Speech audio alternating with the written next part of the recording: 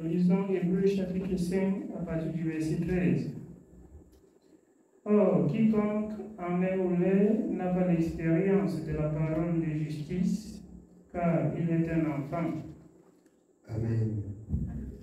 Le Seigneur dit quiconque en est ou l'est, il n'a pas quoi la parole de la justice.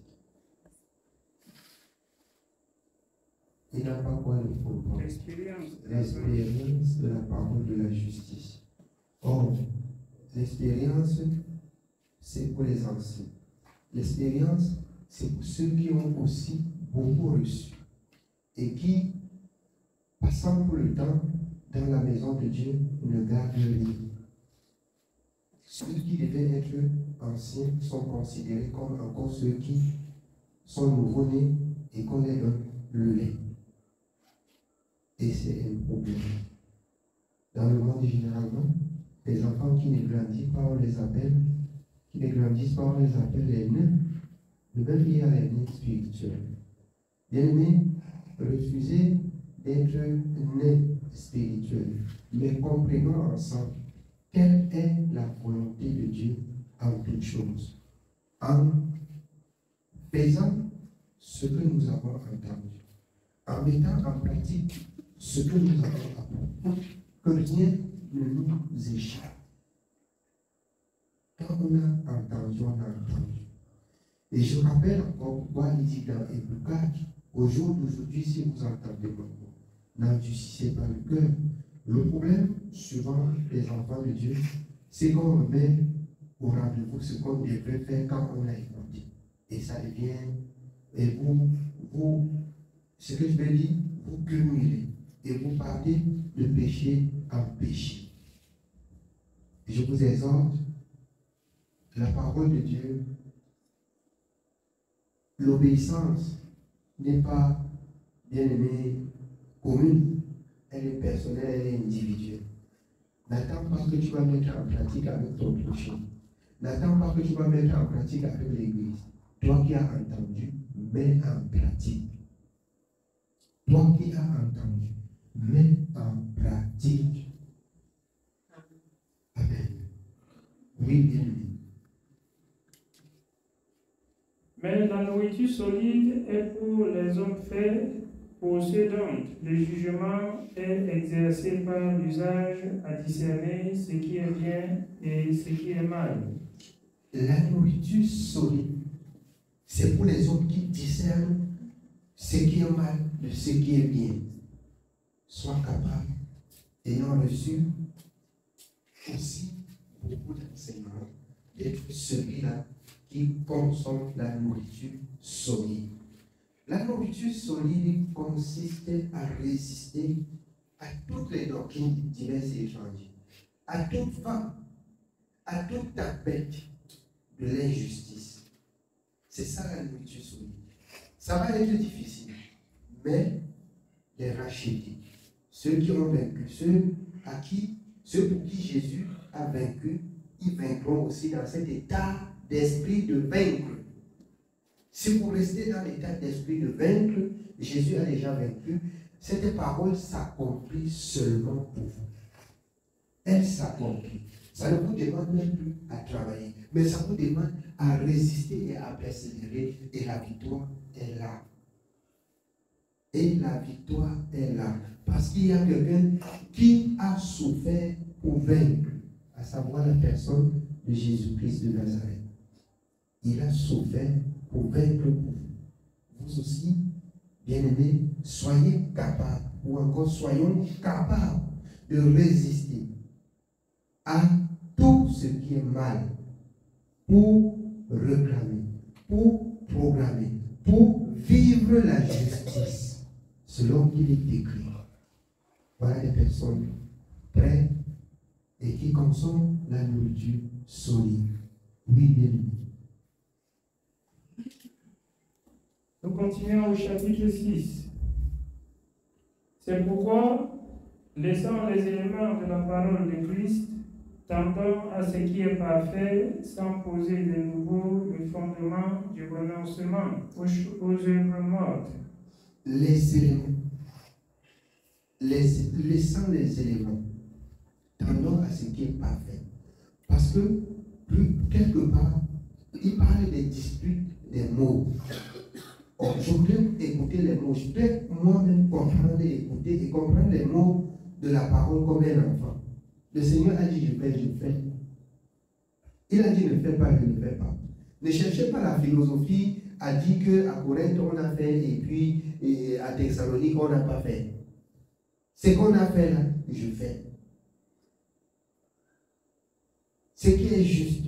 C'est pourquoi Job 34:4, voyons ensemble ce qui est juste. D'aucuns disent que l'apôtre Paul, par ailleurs, dit, ici, ce n'est pas l'ordre du Seigneur, mais ce n'est pas un commandement du Seigneur, mais son avis. Et beaucoup, par là, disent que non, ici, Paul parlait uniquement aux Corinthiens. Je suis Corinthien. Je suis Corinthien. Je suis de même avis que Paul. Tendons à ce qui est parfait. Voyons ensemble ce qui est juste. Mettons en pratique, sans raisonner, la parole du Seigneur.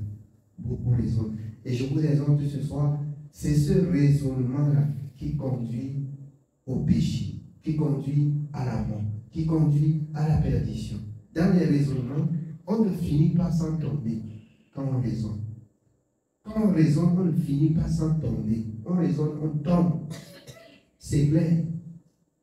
J'ai entendu, pas de raisonnement, je mets en pratique. C'est tout. On trouve que c'est un homme qui a des propos sur la doctrine difficile, dure. Si les apôtres, bien aimés, s'il y a une parole qu'ils ont mis en pratique, moi aussi je vais mettre en pratique.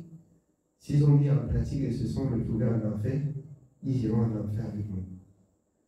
Parce que Dieu a approuvé la voie de ses envoyés. Ceux qui se sont détournés, Dieu aussi les a repoussés. Vous voyez, même qui, en remplacement de Judas, Judas qui était là comme traître avec le Seigneur.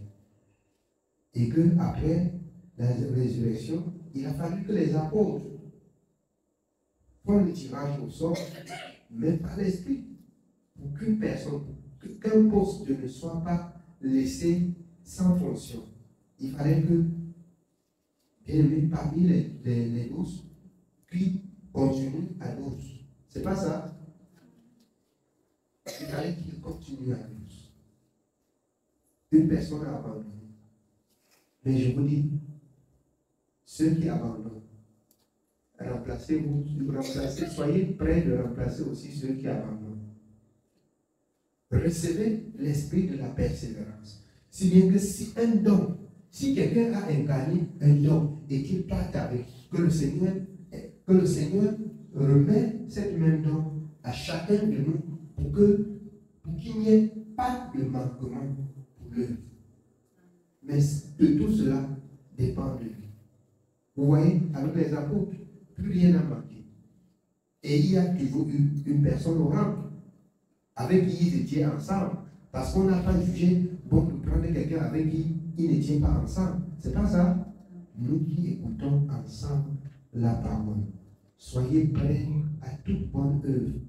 Chaque minute, chaque seconde, que le Seigneur nous accorde la grâce pour ceux, parce qu'il y a parmi nous beaucoup d'incrédules. Il y a l'incrédulité. Il y a parmi nous beaucoup de rebelles. Il y a parmi nous beaucoup de Judas.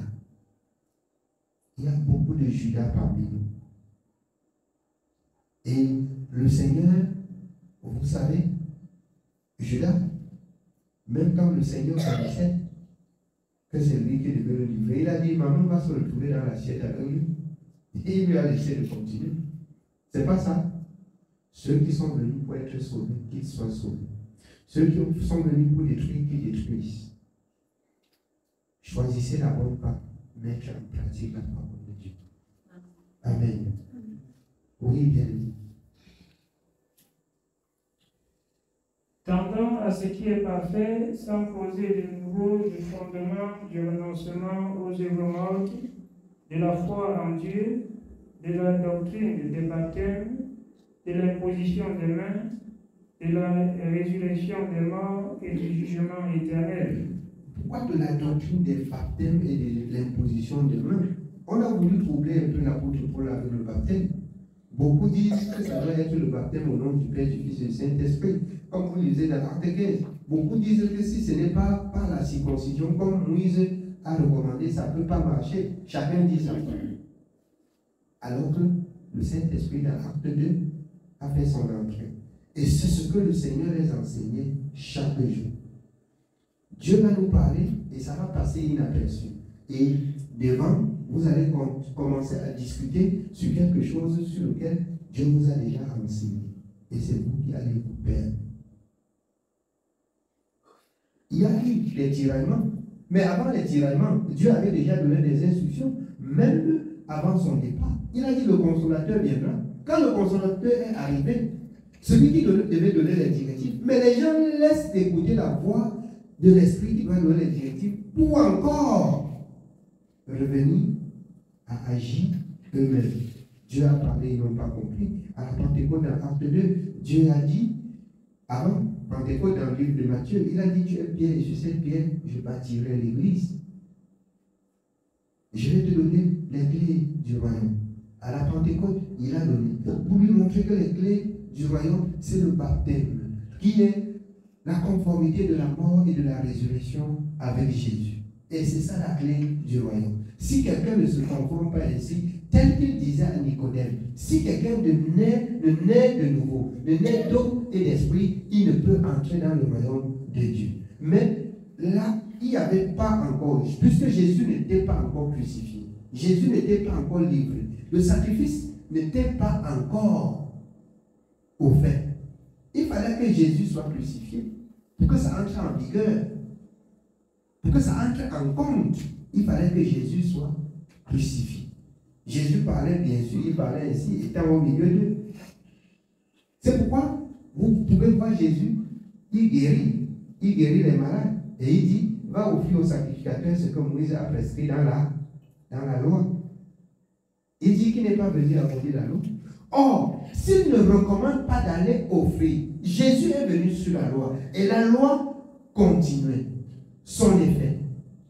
Il fallait que le sacrifice de Dieu, qui a tant aimé le monde pour envoyer Jésus, être sacrifié. Il fallait que le sacrifice soit offert pour que ça entre en vigueur. Et quand le sacrifice avait déjà été offert, c'est à la Pentecôte, par la révélation par le Saint-Esprit, comme les hommes comprennent que entrer dans la nouvelle alliance, qui est le sacrifice de Dieu offert pour l'humanité.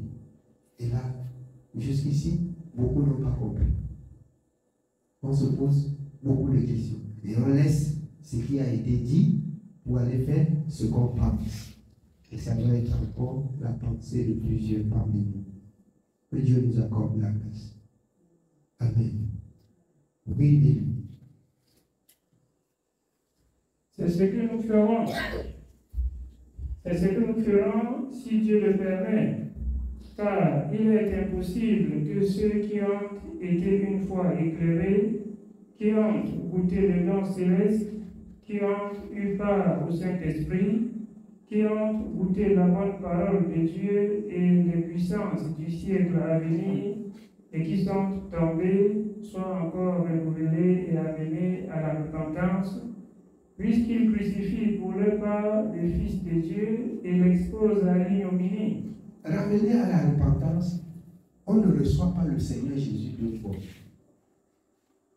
Le jour où tu as goûté à la bonne parole, le jour où tu as goûté au don du Saint-Esprit, en fait, le Saint-Esprit atteste la voix, le chemin de Christ et la présence de Christ dans cette parole que tu écoutes. Et alors, il est inadmissible que tu rencontres le Seigneur et que tu reviens encore dire que tu cherches le Seigneur pour mourir encore avec lui et être encore ressuscité avec lui. Non. Si tu ne l'as pas déjà rencontré, alors, je vais vous dire quelque chose. Quelqu'un peut même être au milieu de nous pendant longtemps sans rencontrer le Seigneur. Oui, quelqu'un peut venir à l'église tous les jours. Pourquoi? Parce qu'il ne donne pas son attention à la parole. Pourquoi? Parce que son esprit rejette. Pourquoi? Parce qu'il combat la parole jusqu'au jour où il s'assoit et il se décide, je vais écouter. Il écoute, il croit, il se convertit. C'est à partir du jour-là qu'il a rencontré le Seigneur. Ne dites-vous pas que ceux qui sont dans la religion, il y a beaucoup même dans la religion qui, bien aimé, que ce n'est que question de temps. Pourquoi? Parce que de tout leur cœur, ils recherchent la justice, mais ils ne connaissent pas où retrouver la justice. Ils t'attendent afin que s'accomplisse la parole de l'Éternel dans Actes 17, 27. Il a voulu que tous les hommes le cherchassent en tâtonnant, bien qu'ils ne soient loin de chacun. Le Seigneur les éprouve et au temps marqué, le Seigneur les ramène devant sa présence. Et quand le Seigneur les ramène devant sa présence, c'est pourquoi vous allez voir même les gens entrer, baptisés même, le même jour ou même au même moment, ils reçoivent le Saint-Esprit, ou même recevoir même le Saint-Esprit avant même d'être baptisés. Et comme c'était le cas chez Corneille, c'est la vérité. Parce que dans leur cœur, quand ils écoutent la parole, acceptent sans lutter, sans contredire à ce que Dieu dit. Parce que quand même, d'autres acceptent et il y a quand même mais. C'est une interrogation très dangereuse dans votre cœur, que vous ne savez pas. Vous mettez comme ça une barrière à Dieu. Tu acceptes mais. L'interrogation là, c'est une barrière. C'est une barrière. Ceci suffit pour toi de ne pas recevoir le Saint-Esprit. L'interrogation là. Tu acceptes, mais il y a mais dans ton cœur. Tu ne veux pas recevoir le Saint-Esprit. C'est impossible. C'est impossible. Amen. Oui, continue. Nous continuons au verset 7. Lorsqu'une terre est abreuvée par la pluie qui tombe souvent sur elle, et qu'elle produit une herbe utile à ceux pour qui elle est cultivée, elle participe à la bénédiction de Dieu. C'est pour dire quoi? Il pleut chaque jour sur la terre, elle pousse l'herbe importante. C'est la parole de Dieu qu'on écoute tous les jours. Et quand le lendemain, ça porte du bon fruit. C'est important, c'est utile. Si longtemps qu'il y a des gens qui écoutent, qui ne croient pas, c'est comme la pluie qui arrose le sol. Un jour, l'herbe est importante pour pousser. Une plante est importante pour pousser. C'est pour ça que nous devons être aussi beaucoup patients, sans nous irriter et sans avancer les mauvaises paroles. Mettant en pratique ce que nous écoutons pour amener les autres aussi à la repentance. Ne criez pas seulement sur les gens que vous êtes dans la doctrine diverse et vous êtes ceci, vous êtes ça. Mais mettez vous-même en pratique la parole de Dieu et vous verrez, selon Malachie, combien de fois Dieu doit établir la différence et les gens vont croire, même sans que vous le prêchez, même sans que vous ne parlez, vos bonnes œuvres peuvent amener les gens à vous interroger. Ça peut amener les gens à vous interroger. Et vous leur dites, là où vous puisez vos bonnes œuvres. Amen. Amen. Oui, bien. Mais si elle produit des épines et des chardons, elle est retrouvée et près d'être maudite, et on finit par y mettre le feu. Mais si elle produit l'herbe mauvaise, c'est comment? Elle sera au feu. Ça, c'est la parole de Dieu dans Jean 15. C'est pas ça? Il dit qu'il est le cep, nous sommes les sarments, qu'il est l'arbre et nous sommes les branches. Et la branche qui ne produit pas le fruit, on retranche et on fait comment? On met au feu. C'est la même parole. On peut écouter tous les jours sans croire. Ne vous dérangez pas. Un temps viendra où vous allez être rejeté. Donc, quand la parole ne pénètre pas le cœur, c'est un danger. Quand on accepte et il y a des interrogations, mais j'accepte seulement. Tu n'as pas cru. Il y a un problème. C'est une barrière pour toi. C'est une barrière. Ça suffit pour que tu interroges même Dieu, Dieu ne te répond pas. Si c'est écrit, il faut croire. Oui, bien. Nous continuons au verset 9. Quoique nous parlions ainsi, bien-aimés, nous attendons pour ce qui vous concerne des choses meilleures et favorables au salut. Quoique nous parlons ainsi, nous attendons des choses meilleures et favorables pour le salut. Ce qui est meilleur, c'est ce que nous avons appris de Dieu. C'est le conseil de Dieu que nous avons appris. Veillons et gardons le conseil de Dieu. Amen. Oui, bien. Car Dieu n'est pas injuste pour oublier votre travail et l'amour que vous avez montré pour son nom, ayant rendu et rendant encore des services austincts. Nous désirons que chacun de vous montre le même zèle pour conserver jusqu'à la fin une pleine espérance, en sorte que vous ne vous relâchiez point et que vous imitiez ceux qui, par la foi et la persévérance, héritent des promesses. Alors, il désire que tous, comme on a commencé, on persévère, on garde, pour imiter ceux qui ont commencé aussi, dont leurs noms sont mentionnés dans le livre de la vérité. Ils ont persévéré. Ils ont servi et le Seigneur a approuvé leur voie. Si vous attendez que ce soit des hommes qui approuvent vos voies, vous êtes les plus malheureux.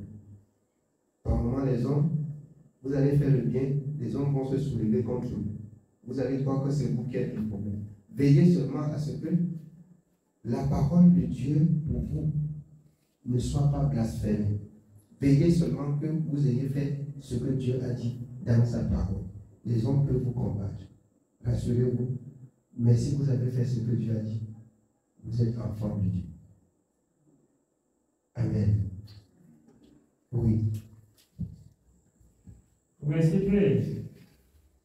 Lorsque Dieu fit la promesse à Abraham, ne pouvant jurer par un plus grand que lui, il jura par lui-même et dit: certainement, je te bénirai et je multiplierai ta postérité. Et c'est ainsi qu'Abraham, ayant persévéré, obtint l'effet de la promesse. Or, les hommes jurent par celui qui est plus grand qu'eux. Et le serment est une garantie qui met fin à tous leurs différends. Amen. Oui, bien, c'est le message de ce soir. Que le Seigneur nous bénisse.